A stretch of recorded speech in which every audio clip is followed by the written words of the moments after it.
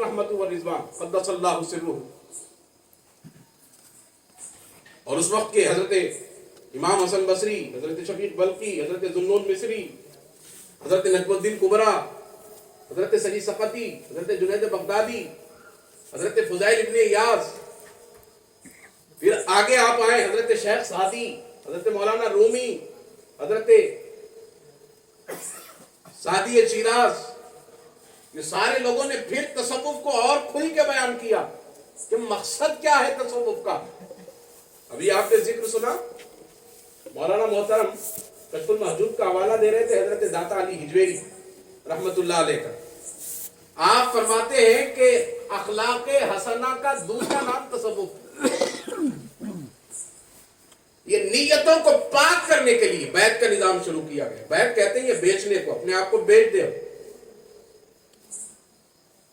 حوالے کر دے۔ کس کے حوالے کر؟ وہ بھی بتایا گیا پیر کیسا ہو، جب تو اس کے حوالے کرے وہ تجھے وہی بات بتائے جو خدا کا حکم ہے یا رسول کی اتباع۔ پھر نیت میں جب درستگی پیدا ہوگی تو تو کامیابی کو دیکھے گا، اور اگر آپ کو کامیابی کی کوئی صورت دیکھنی ہے تو یہ دو مزاروں کو دیکھیں، یہ کامیابی ہے۔ 400-500 سال گزرنے کے بعد بھی یہ کامیابی کی علامت بنے ہوئے۔ کب آئے؟ شاہپور کا کیا حال تھا؟ خواص پورہ کا نام بھی نہیں تھا، نہ شاہپور اس کے نام کا کوئی وجود تھا، آبادی کا کیا کوئی صاف خیال؟ اس وقت تو پگڈنڈیاں بھی شاید نہ بنی ہوئی تھی، چھوٹے چھوٹے راستے جو ہوتے ہیں، جنگل ہی جنگل گنا۔ اس وقت یہ آئے، اب تک لوگوں کے دلوں پر چھائے ہوئے ہیں۔ کیوں؟ یہ نوجوانوں آپ کو اس کیوں پہ توجہ دینا ہے اور اس کو سمجھنا ہے۔ اگر آپ اس کیوں کو نہ سمجھے اور اس کیوں کو نہ جانے کوئی بھی، تو پھر وہ مقصد تخلیق تک نہیں پہنچ سکتا، اور جو مقصد تخلیق تک نہ پہنچے، امروز نہ دیدی تو اگر روئے سنمرا، فردا بقیامت رخ جانا چشناسی۔ تو آج اگر اپنے محبوب کو نہیں پہچانتا ہے تو قیامت میں کیا خاک پہچانے گا؟ پہچاننے کا مزہ تو یہی ہے، اب پہچانو۔ اللہ نے زندگی میں اس لیے بزرگوں نے ہر چیز کو کھول کھول کر بیان کیا۔ غالباً جگر مراد آبادی کا شعر ہے، اے غم یار تیرے دم سے ہے تعمیر حیات، تو سلامت ہے تو مٹی میری برباد نہیں۔ یہ غم جو ہم کو بہکاتا ہے، پلٹاتا ہے، راستے سے ہٹاتا ہے، گمراہیوں پر ڈالتا ہے، یہ غم، جس نے اس غم کو جانا وہ اس غم کی تعریف کر رہے ہیں۔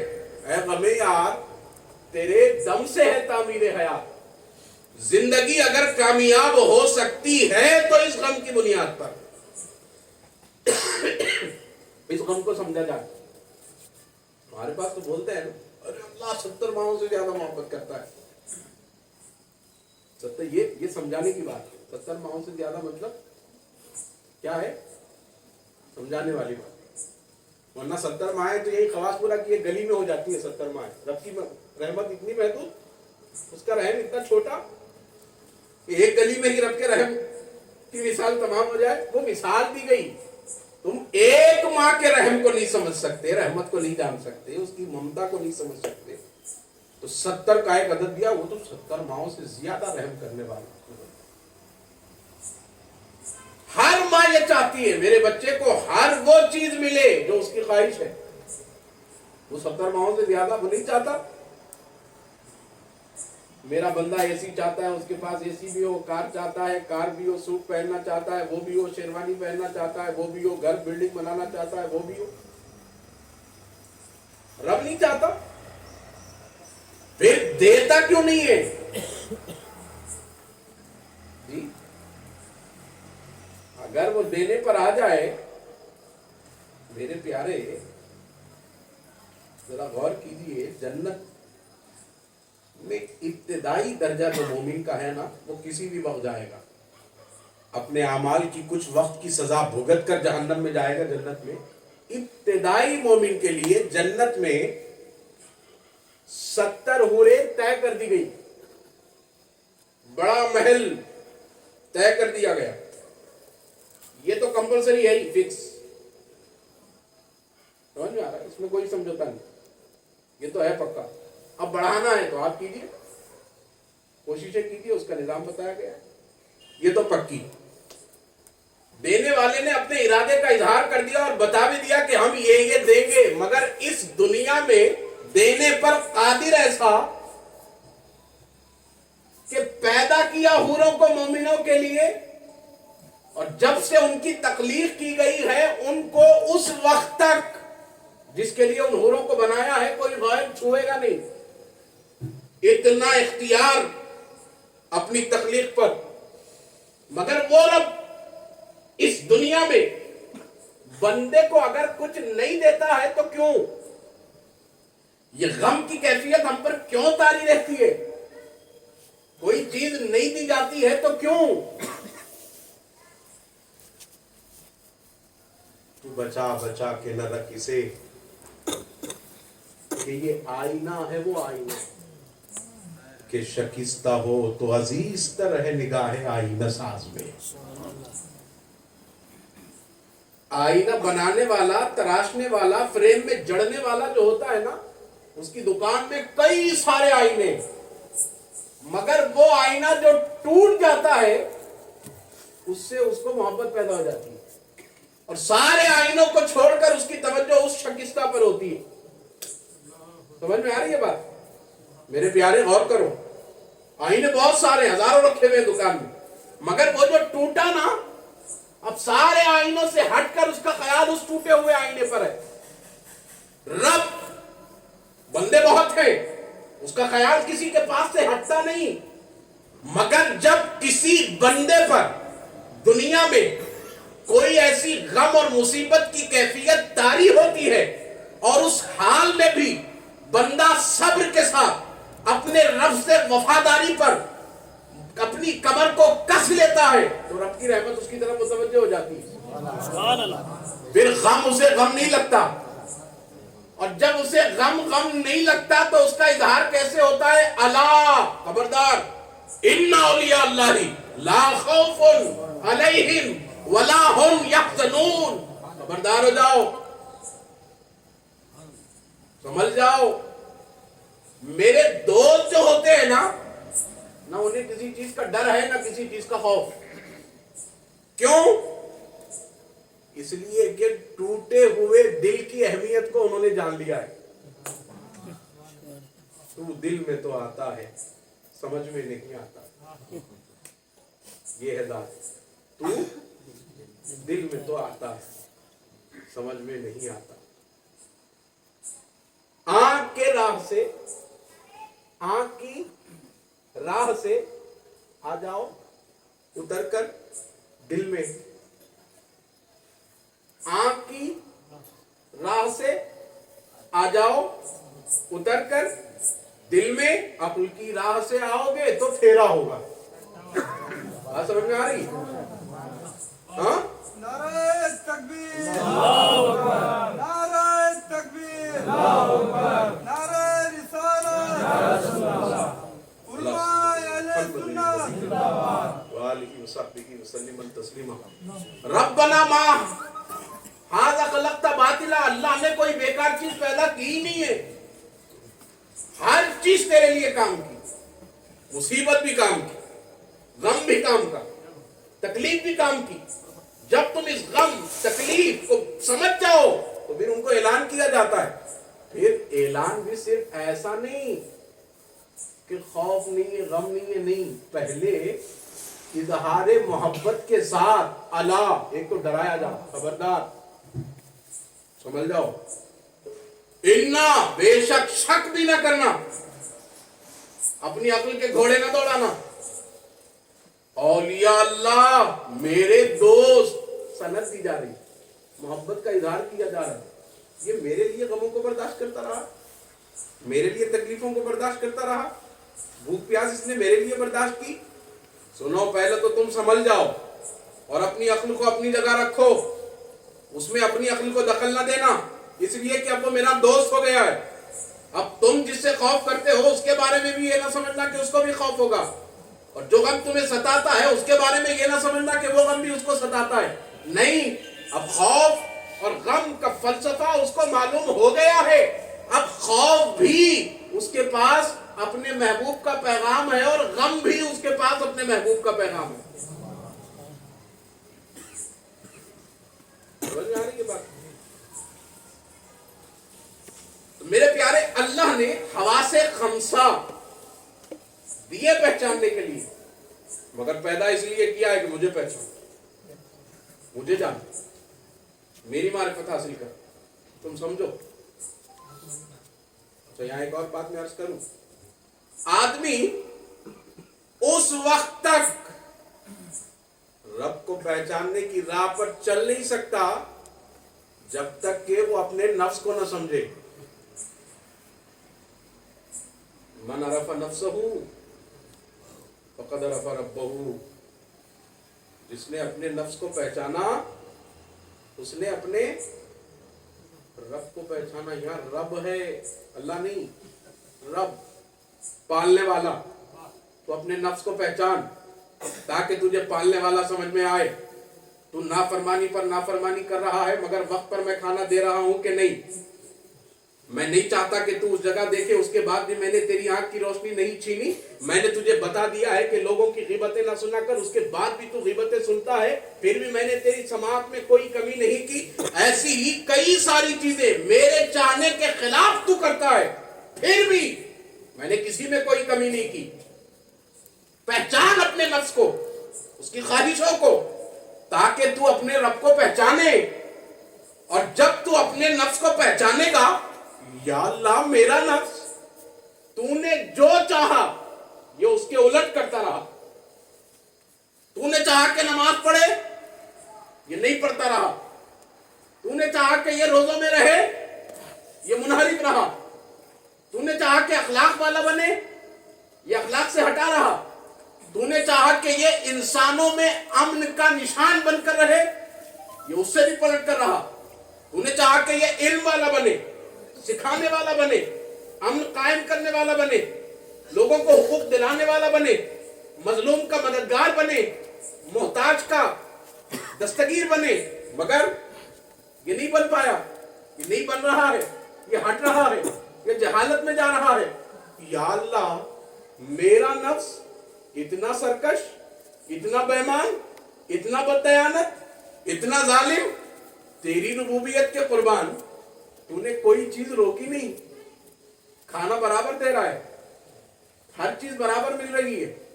یہی تو ہے عقل یار ہے، سو بھید بدل لیتی ہے، اور عشق بیچارہ ہے، پنڈت ہے، نہ ملا نہ حکیم۔ یہ عقل روپ بدلتی رہتی ہے، عقل کہہ رہی کہ دیکھو ارے چھوڑو بھائی کل دیکھیں گے، آج کچھ کمی ہو رہی، دن بھر نافرمانی میں گزار کے جا رہا ہے، گھر میں گدا میسر ہے، ذرا گرمی کا احساس ہو رہا ہے، ریموٹ نکالا اور اے سی ڈال لیا، ٹھنڈی ہوا چل رہی ہے، اسے احساس کب ہو؟ چونکہ اسے احساس تو ہو ہی نہیں رہا ہے۔ اگر اس کی کسی چیز کو روکا جاتا تب اس کو احساس ہوتا کہ میں نے یہ چیز کی، اس وجہ سے یہ ہو رہا ہے۔ مگر پیارے یہاں سمجھو اللہ کی قدرت، میں نے پیدا اس لیے کیا ہے کہ مجھے پہچانو، مگر میں نے مجبور نہیں کیا کہ مجھے پہچانو۔ اللہ نے مجبور نہیں کیا کہ پہچانو، پیدا کیا اس لیے کہ پہچانو۔ اب یہ جنت و جہنم کا قانون اسی لیے تو ہے نا، ورنہ پھر کانسیپٹ کیا ہے جنت و جہنم کا؟ جی یہ اسی لیے تو ہے۔ حضرت امام غزالی رحمت اللہ علیہ سے کسی نے پوچھا کہ حضور انسان کو اختیار کتنا ہے، انسان کتنا اختیار والا ہے اور کتنا محتاج ہے؟ امام غزالی نے کہا اچھا ادھر آؤ، ایک پیر اٹھاؤ، پیر اٹھا کے ٹہر، جی حضور، कहा कि चलो दूसरा पैर भी उठाओ, बोले तो गिर जाऊंगा, बस इंसान इतना ही इख्तियार वाला है और इतना ही होता है। एक पैर, अल्लाह ने अपने एक पैर पर खड़े रहने की जो ताकत है और एक पैर उठाने के बाद भी जो वो खड़ा हो रहा है, बस उतनी ही ताकत तुझे दी गई है। यहीं पर हमको तवक्कुल का कॉन्सेप्ट समझ में आता है। तवक्कुल दोनों पैर उठाने का नाम नहीं है। इसलिए अल्लाह के रसूल ने फरमाया कि ऊंट को रस्सी से बांधकर अल्लाह की जात पर भरोसा करो। एक पैर उठा लो, एक पैर को जमीन पर रखो, फिर अल्लाह की जात पर भरोसा करो। इंसान यहीं पर इसी वजह से वो पकड़ा जाएगा। बात समझ में आ रही है ना? आपको जो अक्ल दी गई है ना, आप इस फेर में ना रहे, दिन में 100 लोगों को घुमा के आ रहे हैं, मियाँ साहब कुछ भी हो रहा, आज उसको ले लिया गिरफ्त में, अरे कैसा था पट्टा, काम कर दे क्या आज, उसको एहसास भी नहीं हुआ, फिर आधे के आ गया, खुश हो रहा है। जबकि ये अक्ल तुझे दी इसलिए गई है कि हमने एक कानून तय कर दिया है, ये करो ये ना करो, और हमने करने ना करने पर भी मजबूर नहीं किया। एक बात और मेरे प्यारे अर्ज करूं, मैं जरा खोल के तो लेक्चरर मिजाज का आदमी हूं, पढ़ाता हूं, दर्द देता हूं, तो वही है कि बाल की खाल निकालने की कोशिश करता हूं। कभी कभी तो होता ही है कि वो खाल में से बाल निकल आता है। सल्लल्लाहु अलैहि नबी के उम्मी वालिही व अस्हाबिही व सल्लिमन तस्लीमा। जी साहब, होता है कभी कभी, आप इसलिए जरा चौकन्ने रहकर सुनिए। सुअर हराम है ना? अपनी तखलीक में सुअर हराम नहीं है, कानून में हराम, शरीयत में हराम, तखलीक में नहीं। अगर खिंजीर को भी अल्लाह ने पैदा किया तो रब्बना मा हाज़ा खलक़ता बातिला, हमने किसी बेकार चीज को, बातिल चीज को पैदा ही नहीं किया। अल्लाह हराम चीज को पैदा नहीं करता। बात समझ में आ रही है ना? तखलीक में कोई हराम नहीं, कानून में हराम है, और उसी पर आपका हिसाब किताब लिया जाएगा। बात समझ में आ रही है जी? दरूद शरीफ पढ़िए, अल्लाह सय्यदिना मुहम्मदिन नबील उम्मी व आलिही व अस्हाबिही व सल्लिमन तस्लीमा। जी साहबा नजी वक़ात, बात खत्म कर दीजिए। वो इशारे होते हैं तो फिर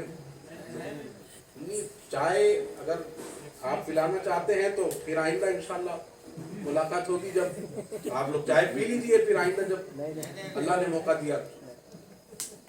अल्लाह के वास्ते ये मिजाज मत बनाए। पानी की जरूरत पड़ रही है, पिए आप, अब वरना इस तकरीर को मेरी इंटरटेनमेंट न समझिए।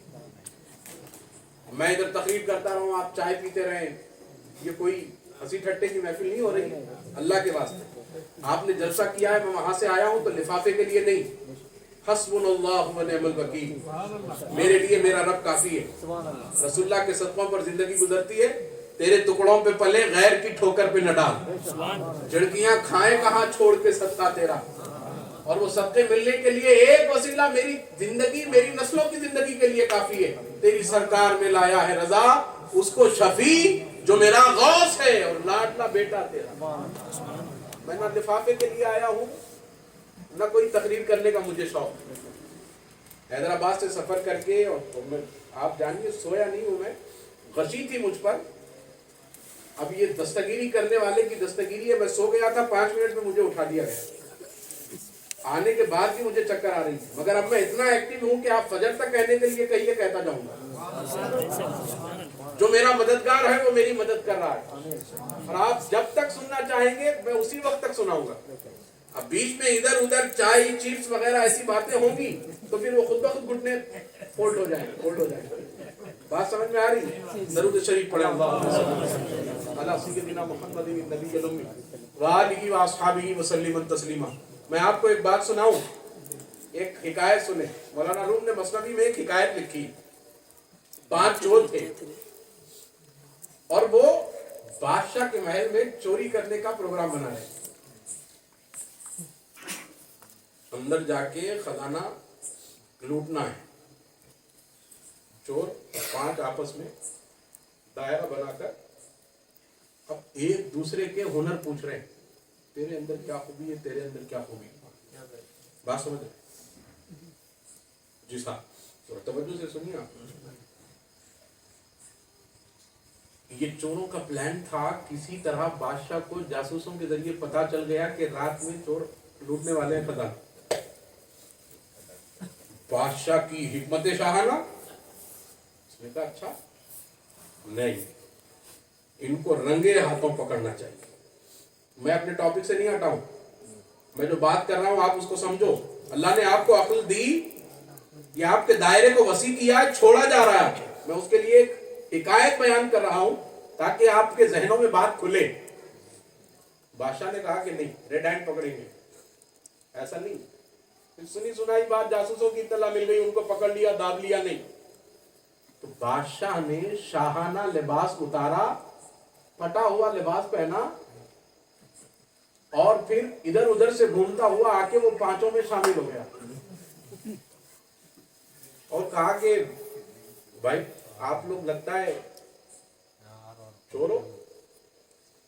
उन्होंने कहा कि भाई जब तुमने पहचान भी लिया है चोर हो तो तुम भी हमारे ही कबीले से होगे। इस रात को हमारे अलावा मीटिंग होती किसकी है? जी।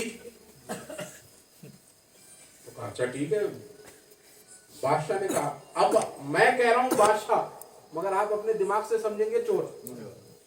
समझ में आ रहा है ना? सस्पेंस।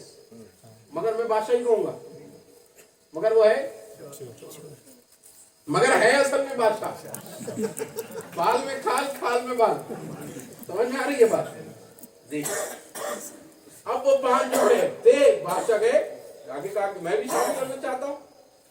उन्होंने कहा कि देखिए हम चोरी करने जा रहे हैं तो कोई ऐसे घर भर में नहीं जा रहे, बादशाह के पास जा रहे हैं जिसके पास फौज है, सजा का कानून है, वो एक सल्तनत का बादशाह है पूरी, उसके पास जा रहे हैं। तो हमारे पास उसके लिए एक सिस्टम है, पहले हम परखेंगे उसके बाद शामिल करेंगे। तो कहा ओके, हम इम्तिहान देने तैयार, एंट्रेंस एग्जाम चोरी के लिए। समझ रहे हैं? ओके हो गया।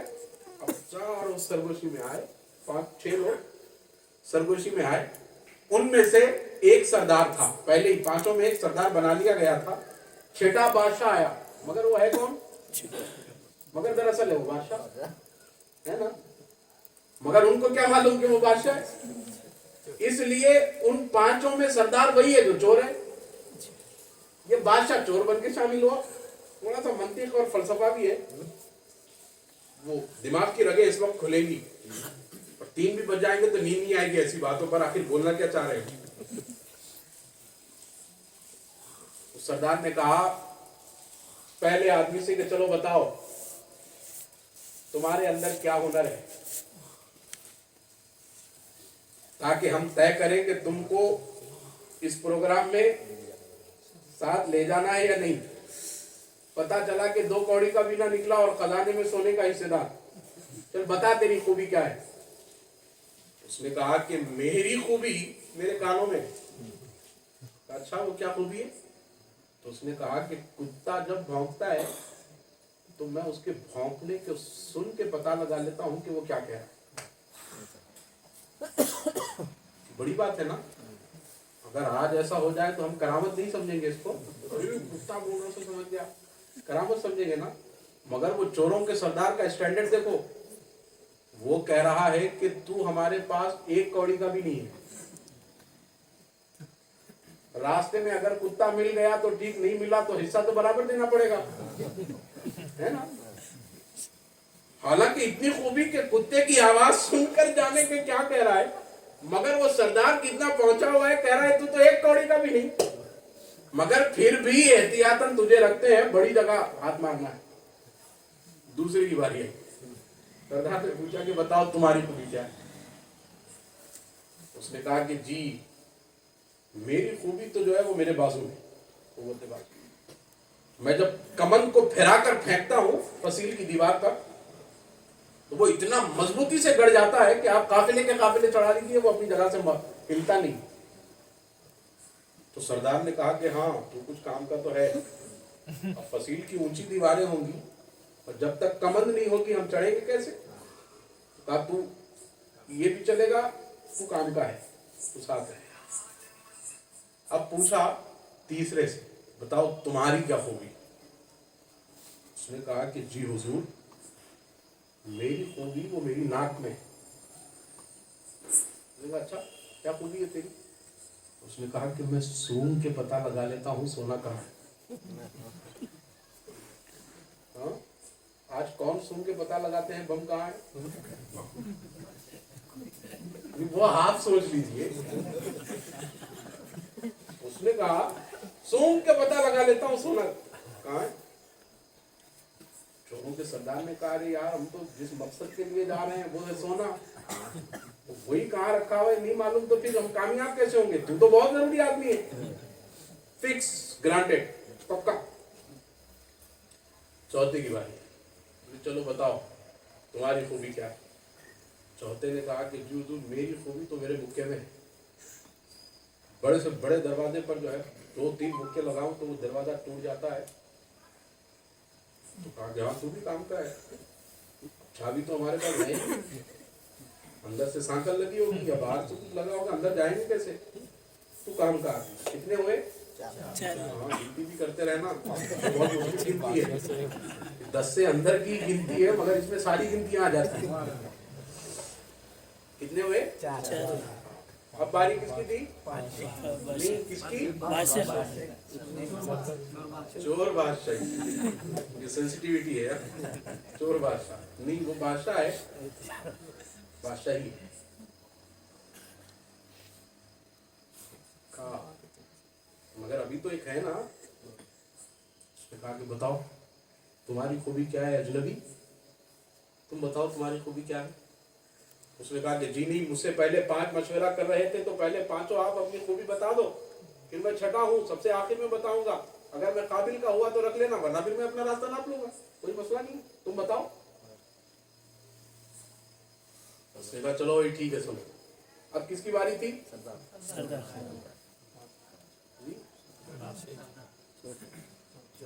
सदरे दुस्दीदगान, फारसी में दुस्दीदगान कहते हैं चोरों को, चोरों का सदर। ना आपको तो लगा होगा कितना अच्छा लक़ब, कौन बुजुर्ग है आपके? सदरे दुस्दीदगान की बारी थी, चोरों के सरदार की। उसने कहा कि मेरी खूबी जो है वो मेरी आंख में है। मैं सख्त अंधेरे में एक चेहरे को जब देख लेता हूं और वो कहीं भी उसको देख लेता हूं तो पहचान लेता हूं। तो वो चारों ने कहा कि वाकई आप सरदार हैं, आपको होना ही चाहिए, पक्का। अब बारी थी अजनबी की। पूछा कि भाई आप बताइए आपका क्या हुनर है, क्या खूबी है? तो उसने कहा कि मेरा सारा हुनर मेरी दाढ़ी में। इसमें दाढ़ी। तो वो क्या है? कहा कि वो ऐसा है कि जब मुजरिम कत्ल की सजा जारी हो जाती है और सूली पर चढ़ाए जाने के लिए ले जाए जा रहे होते हैं, उस वक्त अगर मैं अपने सीधे हाथ से सीधी दाढ़ी को पकड़कर हिला देता हूं तो उनको छोड़ दिया जाता है।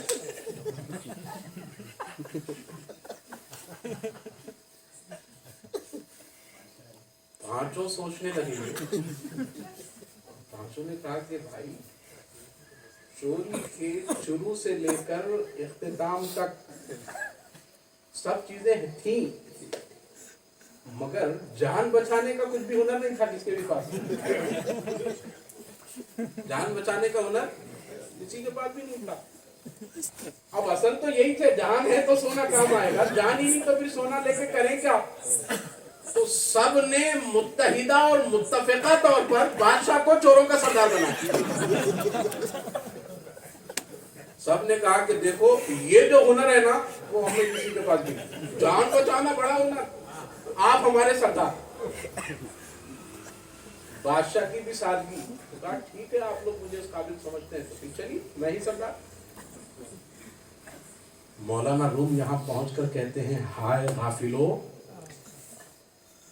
तुम्हारी सारी बातें बादशाह जो सुन रहा है, इतनी देर तुम्हारे साथ खड़ा है और तुम्हारे हुनरों के साथ वो अपना हुनर भी सुना रहा है, और अपने हुनर में भी उसने ये बता दिया कि मैं बादशाह हूं, उसके बाद भी तुमने अपनी गफलत से नहीं पहचाना कि ये चोर नहीं हो सकता, ये बादशाह है, ये तुम्हारी गफलत है। चलो साहब शुरू, रेडी स्टडी गो 1 2 3 चले। कुछ कदम चले थे कि रास्ते में कुत्ता मिल गया, भौंकने लगा। अब वो चारों के चारों पलट कर देखने लगे, बादशाह भी कनखियों से देख रहा है, बादशाह है, देखने में भी शाहाना तुम तरह की होती है, वो भी कनखियों से देख रहा है, क्या कहता है कुत्ता।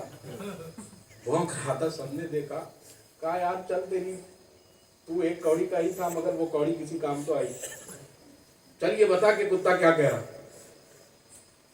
उसने कहा कि हुजूर, कुत्ता कह रहा है कि तुम्हारे साथ बादशाह है, तुम्हारे साथ बादशाह।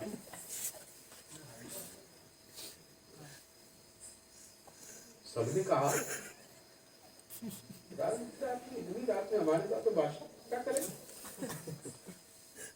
जी। सुनी अनसुनी करके मौलाना रूम कहते हैं, हाय गाफिलो, कम से कम कुत्ते की नसीहत ही को तो कबूल कर लेते। इंसान को समझने के लिए ये जरूरी नहीं है कि वो कॉन्फ्रेंस में बैठे, जलसे में आए, मजलिस इल्मिया में बैठे, यूनिवर्सिटी जाए, कॉलेज जाए। अल्लाह ने अपनी अमसाल और अपनी अलामतें और अपनी मारिफत के मनाजिर को फैला दिया है सारी कायनात में। ये दरख्त के पत्तों को हरा रंग दिया किसने? इन हरे पत्तों को पीला कौन करता है? इनमें फिर फल कैसे पैदा होता है? उस फल में रस कहां से आता है? और फिर उसी बीज को बोया जाता है तो इतनी बड़ी जड़ निकल जाती है। आए गाफिलो, कम से कम कुत्ते से तो नसीहत कबूल कर लेते। हमने कहा छोड़ो यार, हम तो तुझे समझे थे कि एक कौड़ी का है, तू तो उसका भी नहीं निकला। कुत्ता और ये गए, ये अपनी तरफ से बना के बोल रहा है ताकि हमको रोके। बारह सुनी अनसुनी करके आगे बढ़ गए। वो बाजू वाले साहब की बारी आई, उन्होंने कमंद उछाली, फसली पर सब चढ़ गए, अंदर पहुंचे। सूंघने वाले साहब की बारी थी, उन्होंने सूंघा, सूंघ के कहा सोना उस तरफ है, सारे के सारे उस तरफ चले। फिर बारी थी मुक्का मारने वाले की, उसने मुक्का मारा, अंदर गए, सोना लूटने लगे। सारा सोना भर ही रहे थे कि पांचवा गायब, छठा जो है वो गायब। सरदार इनको ख्याल ही नहीं रहा वो लूटने में। ये भर के निकलने ही वाले थे कि एक फौज आई हथकड़ियों के साथ, हाथों में पैरों में बेड़ियां डाल दी तो कहा कि तुम पकड़े गए, चलो। मौलाना रूम फिर आहिस्ता से कहते हैं, हाय अफसोस, जब माल मिल गया उस वक्त तुमने तो पहले उसको सरदार बनाया था, तू जान बचाने वाला है, मगर माल मिल गया तो उसी को भूल गए। कम से कम उस वक्त तो सोच लेते तो कम से कम भागने का रास्ता तो बन जाता। गफलत, अल्लाह गाफिल की मदद नहीं करता। गफलत, हमारी जिंदगियां गुजर रही है गफलत में। साहब कड़ियां डाल दी। सुबह को दरबार शाही में पेशी हुई। बादशाह है कि शाहाना तुम तराकियों के साथ ज़र्फ बर्क याकूती और ज़मरुदी जवाहिर जड़ा हुआ लिबास पहनकर ताज शाहाना सजाए हुए बड़ी नज़ाकतों के साथ तख्ते शाही पर जलवा करे। और उसने कहा कि ये गुस्ताख जिन्होंने हमारे खजाने शाही पर अपनी बदनीयती का हाथ बढ़ाया है, इन सब को हम फांसी की सजा सुनाते हैं।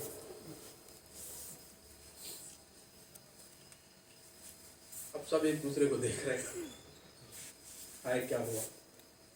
फिर यकायक ये चारों को ख्याल आया, वो तो गायब हो गया, जो जान बचाने वाला था, अब सब उसको ताना देने लगे जो आंख वाला था। हम चारों के हुनर तो काम आ गए, बदबख्त तेरा तो कोई हुनर काम ही नहीं आया, और तू हमारे साथ शरीक भी नहीं हुआ। कम से कम तेरा हुनर इसमें काम आता और तू इस सजा का मुस्तहिक होता तो बात और थी, मगर तू तो ना तेरा हुनर काम आया, मगर तू सजा में हमारे साथ बराबर का शरीक हो गया। आए तेरी हालत पर अफसोस। तो उस आंख वाले ने, सब पलट कर जा रहे थे तो कहा कि बादशाह सलामत, अल्लाह आपके इकबाल को बुलंद रखे, जान की अमान और सलामती पाऊं तो कुछ अर्ज करूं। बादशाह ने कहा कहो। आगे बढ़कर कहा कि हुजूर, हम सब मुजरिमों ने अपना अपना मुजरिमाना हुनर दिखा दिया है, अब हुजूर अपने हाथ से अपनी दाढ़ी को हिलाकर अपना शाहाना हुनर दिखा दीजिए। जैसे ही उसने ये कहा, बादशाह अपनी कुर्सी पर से खड़ा हो गया और कहने लगा कि मुझे शर्म आती है उस आंख से जो अंधेरे में भी मुझे पहचानती है। और फिर हाथ हिलाया, सबको माफी मिल गई। ये मौलाना रूम ने मसनवी में हिकायत लिखी है। इससे सबक क्या मिला? सारे हुनर अपनी अपनी जगह, मगर इन सारे हुनर वालों को जिसने बचाया, और न सिर्फ बचाया बल्कि उनके जुर्मों को मुआफ करवाया, वो किसने? आंख ने। ये वाकया सुनाकर मौलाना रूम कहते हैं, सुनो, देखने वाले बन जाओ, पहचानने वाले बन जाओ, समझने वाले बन जाओ, इदराक करने वाले बन जाओ, गौर फिक्र करने वाले बन जाओ, ताकि तुम बच जाओ। सब तो फंस गए थे, मगर बचे आंख वाले की वजह से। ये हिकायत सुनाकर मौलाना रूम कहते हैं कि समझ, तेरी खलवत में अल्लाह है, तू नाफरमानी कर रहा है, मगर तेरा हाल भी उस चोर के जैसा है। तू गफलत में पड़ा हुआ है, तू चोरी में लगा है, सरकशी में लगा है, शराब में लतपत है, जिना के गुनाह में तू लतपत है, तू गीबतों में लगा हुआ है, तू लोगों के साथ धोखाधड़ी और फरेब में अटा हुआ है, माँ बाप की नाफरमानियों में लगा है, बड़ों का कोई पासो लिहाज तुझे नहीं है, तू कई तरह की धांधलियां कर रहा है, और तेरे साथ अल्लाह है, वो देख रहा है। नहनु अक़रब इलैहि मिन हब्लिल वरीद, वो तुम्हारी शहरत से ज्यादा करीब है। ये तेरी गफलत है, ये तेरा हाल चोर जैसा है कि वो साथ होने के बाद भी, या तो तू ये गलती ना कर, उन चोरों ने बादशाह को भी चोर समझ लिया था। अगर तू अल्लाह के बारे में ऐसा कोई गुमान करेगा, वो तो बादशाह को चोर समझना कुछ देर तक फायदा ये हुआ कि बादशाह छुपा रहा। यहां अगर तू एक लम्हे के लिए भी रब के बारे में ऐसा कोई ख्याल ला ले, तेरा तो ईमान गया। बात समझ में आ रही? हमारा हाल भी यही, गफलत में अटे हुए, अकले कहीं और। अल्लाह ने देखने के लिए आंखें दी, मगर ये आंखें दिमाग तक नहीं पहुंचती। सुनने के लिए कान दिए, मगर ये कान दिमाग तक नहीं पहुंच रहे। कहने के लिए जबान दी, मगर ये जबान दिमाग तक नहीं पहुंच रही है। मेरे प्यारे सुनो, दीन में दिल लगाओ, दीन में दिल लगाओ, दुनिया में दिल दिमाग दोनों लगाओ। बात समझ में आ रही? दीन में दिल लगाओ। अगर आप दीन में दिमाग में लगाएंगे ना, कितने पैदा होंगे? दीन दिमाग की जगह नहीं, दीन दिमाग की चीज नहीं। अल्लाह ने जिसको फर्ज कर दिया सो कर दिया। ये तहारत है तो तहारत है, ये गुस्ल है तो गुस्ल है, ये वजू है तो वजू है, तयमुम है तो तयमुम। ये रमजान के रोजे 30 फर्ज है तो 30 फर्ज है, 29 का महीना आ जाए तो 29 फर्ज है, नमाजें 5 फर्ज है तो 5 फर्ज है। फजर की 2 तो 2, जोहर की 4 तो 4, असर की 4 तो 4, मगरिब की 3 तो 3, इशा की 4 तो 4। और अगर आप कसर में आ जाए तो पूरे 2 और मगरिब के 3, जिससे मैं गुजर रहा हूं। दीन में दिमाग नहीं, जो कहा गया है उस पर अटल हो जाओ, ये तय है। मगर दुनिया में सिर्फ दिमाग को नहीं लगाना, उलझ जाओगे। और सिर्फ दिल को नहीं लगाना, फंस जाओगे। दिल दिमाग दोनों को लगाना। दिल जब दुनिया में मुलव्विस होना चाहेगा, दिमाग उसको खींचेगा, अरे ये खत्म होने वाली, तू यहां कहां जा रहा है, ये फना होने वाली, कुल्लू मन अलैहा फान, तू यहां कहां जा रहा है, अरे तू उससे दिल लगा जो बाकी रहने वाला है, जो पैदा करने वाला है, जिसने सबको पैदा किया, उसी ने ख्वाहिशें दी जी। तू उधर लगा, दिल खींचता है, दिमाग खींचता है, दिल वहां उलझने से। और दिमाग कभी दुनिया में उलझ जाए तो दिल कहता है कहां जा रहा है, तूने देखा नहीं, असल तो कहती थी कि नमरूद की आग जला देगी।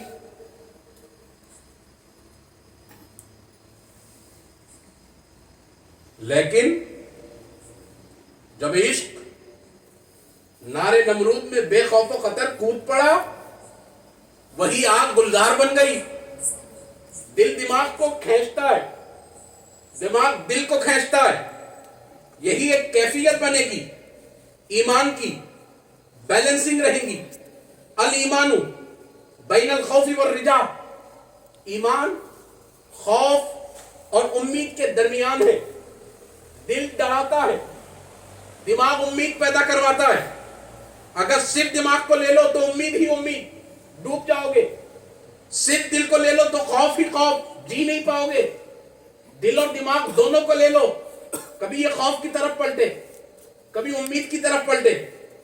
गुनाह की तरफ तुम्हारी ख्वाहिश तुमको ले जाए तो खौफ तुमसे कहे कि खबरदार जाना नहीं, वरना फिर सरकशी के ज़िम्न में ये होगा, ये सजा तुझ पर जारी होगी। रोकने की कोशिश की जाती है खौफ के जरिए, बावजूद उसके सरकशी नफ्स उससे गुनाह करवा भी देती है। उसके बाद फिर दिल दिमाग को संभालता है, गुनाह हो गया है, घबरा मत, डर मत, नाउम्मीद मत हो, मायूस न हो। अल्लाह की रहमत बड़ी वसी है, वो बड़ा करीम है, बड़ा बख्शने वाला है। रुजू हो जा तौबा की तरफ, आ जा उसके करम की तरफ। ऐ बंदे, तू मेरी रहमत से मायूस ना होना। 100 बार अगर तौबा शिकस्ती बाधा, तूने 100 बार तौबा की, 100 बार तोड़ी ना, मुझे दुनिया वालों की तरह मत समझ। तू 100 बार तौबा तोड़कर 100 बार तौबा करेगा, मैं तेरा परवरदिगार हूं, मैं 100 बार तुझे बख्शूंगा। तू रुक मत।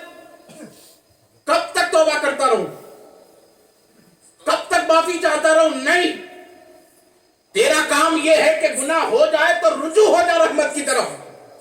ऐ परवरदिगार, तुझे वास्ता है उस तेरे हबीब का जिसको तूने रहमतुल लिल आलमीन बनाया, उनके गेसुओं का वास्ता। जब वो बिखर जाएं तो फिर तू जुर्मों को नहीं देखता, बस उन बिखरे हुए जुल्फों को सुलझाने के लिए उम्मत की मग़फ़िरत करता चला जाता है। मौला तुझे वास्ता है उस कमली का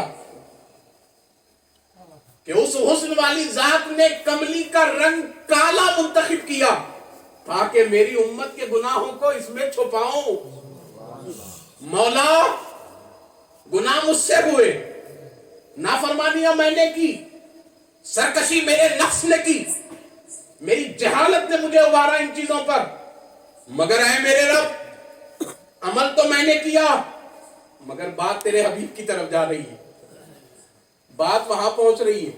मौला, उस जात के सच्चे में मेरे इन ऐबों को छुपा दे।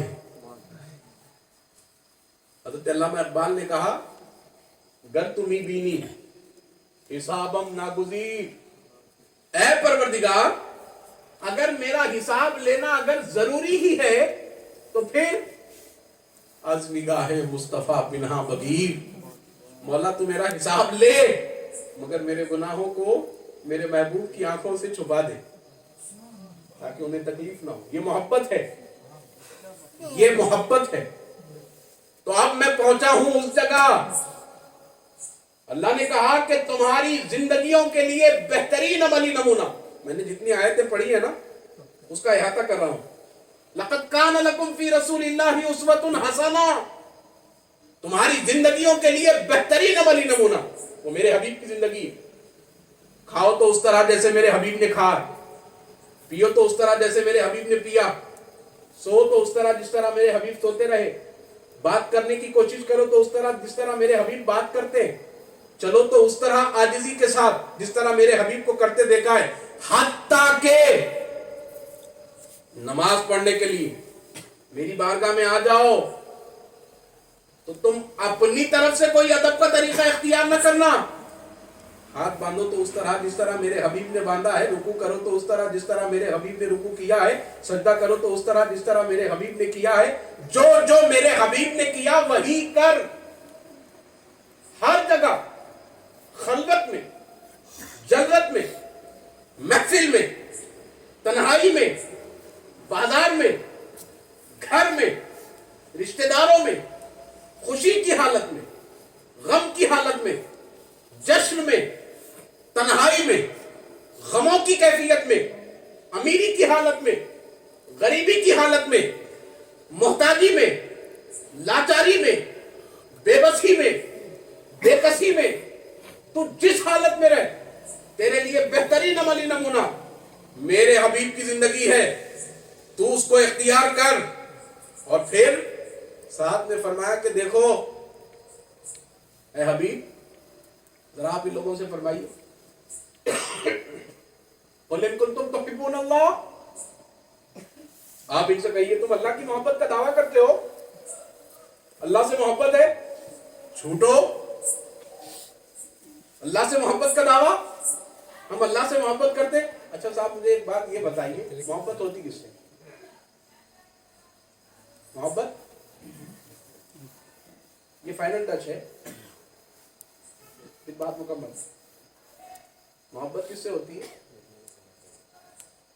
محبت ہونے کی کئی چیزیں، محبت ہونے کی بولیے نا کئی چیزیں، مگر محبت کا اصل مسئلہ یہ ہے نا کہ محبت ہوتی نہیں. عشق پر زور نہیں ہے یہ وہ آتش غالب کہ لگائے نہ لگے اور بجھائے نہ بنے. محبت ہوتی نہیں، محبت دی جاتی اور محبت کا اظہار ہوتا ہے. بات سمجھ میں آ رہی ہے؟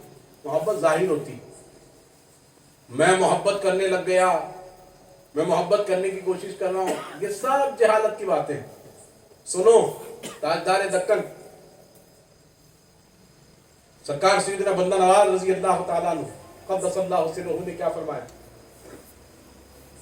جب آدمی علم کی انتہا کو پہنچ جاتا ہے، جواہر الشاق میں رسالہ غوث العالم کی شرح فرماتے ہوئے سرکار بندہ نواز لکھتے ہیں کہ جب آدمی اپنی انتہائی علم کو پہنچ جاتا ہے تو اس کو معلوم ہو جاتا ہے کہ وہ جاہل ہے. سمجھ میں آ رہی ہے بات؟ تو اس کو معلوم ہو جاتا ہے کہ وہ جاہل ہے. اور قرآن میں رب العزت نے فرمایا ان الانسان کان ظلوما جہولا، انسان سخت تاریکی میں ہے، سخت جہالت میں. کسی کا نہیں جاننا جہالت، اور کوئی یہ کہہ رہا ہے کہ میں جانتا ہوں، وہ بھی جہالت. شیکسپیئر یا سقراط غالباً، میں نے کہیں ایسے ہی اور آپ گردانی کے دوران ایک قول پڑھا تھا. شیکسپیئر اور سقراط نے کہا میں بھی جاہل ہوں اور دنیا کے سب لوگ جاہل ہیں، مگر ان میں اور مجھ میں فرق یہ ہے کہ میں جاہل ہوں اور میں جانتا ہوں کہ میں جاہل ہوں. وہ جاہل ہے مگر وہ نہیں جانتے کہ وہ جاہل ہے. ایک عقل کی بات، سمجھ میں آ رہی ہے بات؟ ہم جہالت میں ہٹے ہوئے ہیں. محبت کا دعویٰ، ہم یہ کہہ رہے ہیں کہ محبت کرو، اللہ کے رسول سے محبت کرو. کیسے کرے گا؟ آپ اتباع کو اختیار کرو، رسول اللہ کا ذکر سنو، نعتیں سنو، درود پڑھو، حسن کا ذکر سنو، معجزات کا ذکر سنو، سیرت کو سنو، اداؤں کو جانو. آپ کو محبت کرنے کی ضرورت ہی نہیں ہے، خود بخود محبت ہو جائے گی.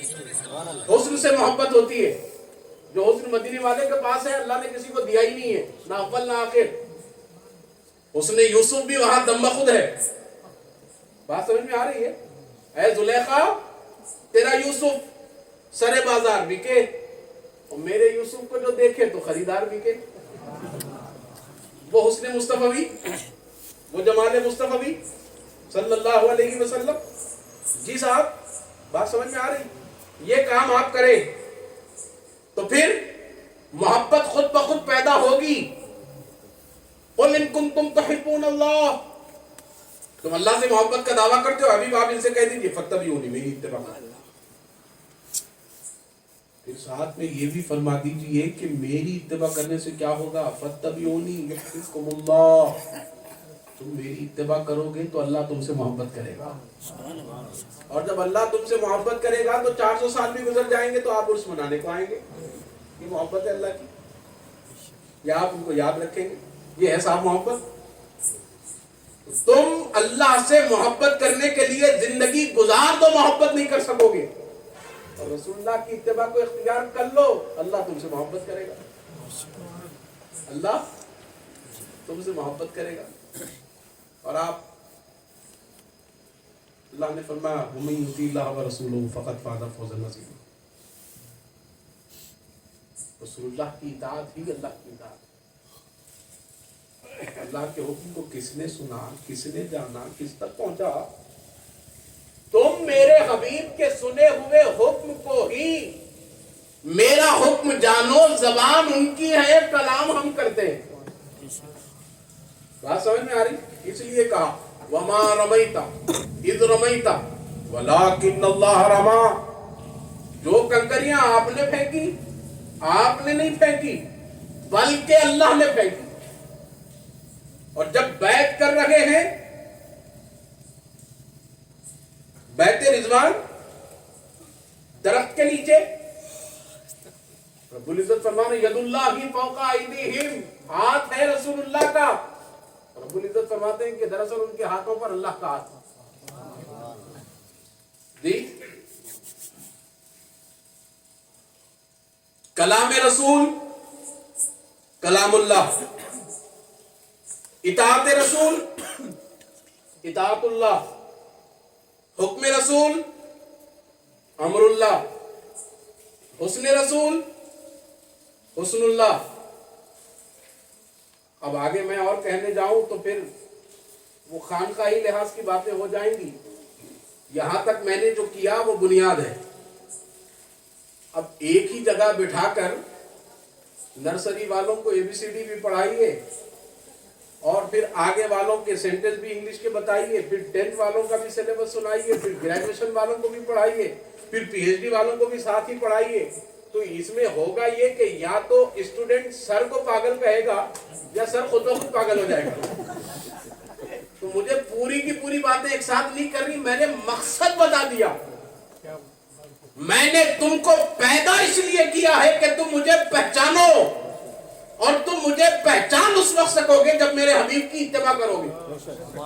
اس لیے کہ میرے حبیب کھاتے تھے ضرورت کے لیے نہیں، ہماری مرضی سے۔ ان کا کھانا خواہش نہیں تھی، ہماری مرضی تھی۔ ان کا پینا خواہش نہیں تھی، مرضی تھی۔ ان کا سونا خواہش نہیں تھی، ہماری مرضی تھی۔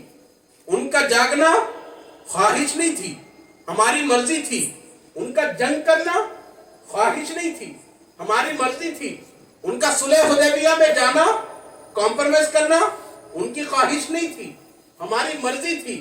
ان کا تلوار اٹھانا خواہش نہیں تھی، ہماری مرضی تھی۔ میرے حبیب کی پوری زندگی میں جو کچھ ہوا ہے، بی بی خدیجہ الکبریٰ سے نکاح کیا ہے، میرے حبیب کی خواہش نہیں تھی، میری مرضی تھی۔ بی بی عائشہ سے نکاح کیا، ان کی خواہش نہیں تھی، ہماری مرضی تھی۔ جو کچھ میرے حبیب نے کیا وہ میری مرضی تھی۔ اور سنو، بھوک ایک ایسا نظام ہے نا، وہ اللہ نے لگا دیا ہے، تم چاہو نہ چاہو پکا لگنے والی ہے۔ سمجھ میں آ رہا؟ ایسا اللہ کی محبت میں دیوانے ہو جاؤ، پھر بھوک کا خیال بھی نہیں رہنا، ہوتا ہی نہیں ہو، کوئی بھی نہیں ہوتا ایسا دیوانا۔ समझ में आ रहा? मजलूमों को देखा हुआ मैं बोल, एक दिन 1.5 दिन में कैसा भी होश में आते, खाना खा लेते फिर चले आते। समझ में आ रहा? इंसान है तो जो निजाम अल्लाह ने बनाया है, ला तब्दीला ली कलिमातिल्लाह, अल्लाह ने जो निजाम बना दिया है और जो फितरत का कानून बना दिया है, सिस्टम में तब्दीली नहीं होती। 40-40 दिन एक बुजुर्ग है खाना नहीं खाए, अब वो बुजुर्ग क्या आएंगे भाई? हम तो रसूलुल्लाह को देखे, रसूलुल्लाह 40-40 दिन नहीं खाए, ऐसा हुआ ही नहीं कभी, कभी खाए कभी नहीं खाए। फाके की हालत थी, 3 दिन गुजर गए पेट पे पत्थर बांधे, और साहबा की मोहब्बत का हाल ये था कि महबूब को देखकर चलो ये भी सुन्नत अदा करेंगे, वो भी पत्थर बांधे छोटा। एक दिन गुजरा, दीवार मस्जिद नबवी की दीवारों को टेक लगाकर चलने लगे। अल्लाह के रसूल ने पूछा ये क्या हालत है, ये नकात क्यों? तो कहा कि या रसूलल्लाह, वो आपको पेट पर पत्थर बांधे हुए देखा तो हमने इत्तिबा में हमने भी बांध दिया। अब एक तो भूख है, उस पर से पेट पे पत्थर, तो हमसे चला नहीं जा रहा है। वहां आकर उस नूर ने, जिसने बशरियत का लिबास पहना, उसने राज खोल दिया। अय्युकुम मिस्ली, तुम मेरी तरह हो, हर काम जो मैं करूंगा वो करोगे, तो यानी के इत्तिबा वो करो जितनी के करने के लिए तुम एलिजिबल हो। मैं भी चिल्ला जाके बैठ जाऊंगा, अरे भाई तुम एलिजिबल ही नहीं हो, क्यों जा रहे? समझ में आ रहा? इत्तिबा आसान, पानी पी रहे हो, 3 किस्तों में पानी पियो, वो तुम्हारी जरूरत के लिए पानी पीना होगा, मगर सुन्नत जब उसमें मिल जाएगी, रब की मर्जी शामिल हो जाएगी, तुम्हारी जरूरत भी पूरी हो रही है और मकसद तखलीक भी पूरा हो रहा है। समझ में आ रही है बात? यही इत्तिबा तुमको अल्लाह की पहचान का मेयार देगी, वो अक्ल देगी, वो इदराक देगी। तो तुम रसूलुल्लाह की इत्तिबा करो कि ये इत्तिबा अल्लाह की इताअत है, अल्लाह का हुक्म है, यही बुनियाद है। अगर तुम इससे हटकर किसी भी जगह पड़े हुए रहे, तुम सिर्फ बेचैन हो सकते हो। इंसानियत के दर्द का इलाज मसीह आलम सल्लल्लाहु अलैहि वसल्लम के पास, और कहीं आपको नहीं मिलेगा। एक साहबी ने अंगूर पेश किया, अल्लाह के रसूल ने अंगूर लिया, नोश फरमाया, थोड़ी देर बाद फिर एक अंगूर लिया, नोश फरमाया, फिर एक बार और एक अंगूर लिया, नोश फरमाया, हत्ता के सारे अंगूर नोश फरमा लिए। साहबा देखते रहे। वो जो बदरी साहबी थे देहात के, वो तो खुश हो गए, मेरे महबूब ने सारे के सारे, मेरे गरीबी की हालत में मैंने पैसे जोड़कर ये तोहफा पेश किया था, और मेरे महबूब ने सारे मेरी आंखों के सामने नोश फरमा लिए। मसरूर हो गई तबीयत, शादमा हुए, वो तो चले गए। मगर मिजाज शनासा रिसालत जो सहाबा थे, कहा या रसूलल्लाह, मिजाज रहमत तो ये है कि जब भी कोई चीज आती है तो रहमत आलम पहले तकसीम करते हैं फिर खाते हैं, मगर आज बगैर तकसीम के सारे का सारा आपने नोश फरमा लिया, क्यों? अल्लाह के रसूल ने फरमाया बात दरअसल ये थी कि वो आने वाला गरीब था और उसने अपनी हलाल मेहनत से बीवी बच्चों की ज़रूरियात पूरी करके थोड़ा थोड़ा जोड़कर, मुझे अंगूर पसंद है इसलिए अंगूर मेरे पास लाया, तो मैंने उसकी दिलजोई के लिए अंगूर सबसे पहले अपने मुंह में रखा, तो वो अंगूर मुझे खट्टा लगा, तो मैंने कहा कि हो सकता है कि कुछ खट्टा कुछ मीठा हो, तो मैंने दूसरा खाया, वो भी खट्टा निकला। फिर मैंने कहा कि एक और बार देख ले, तीसरा खाया, वो भी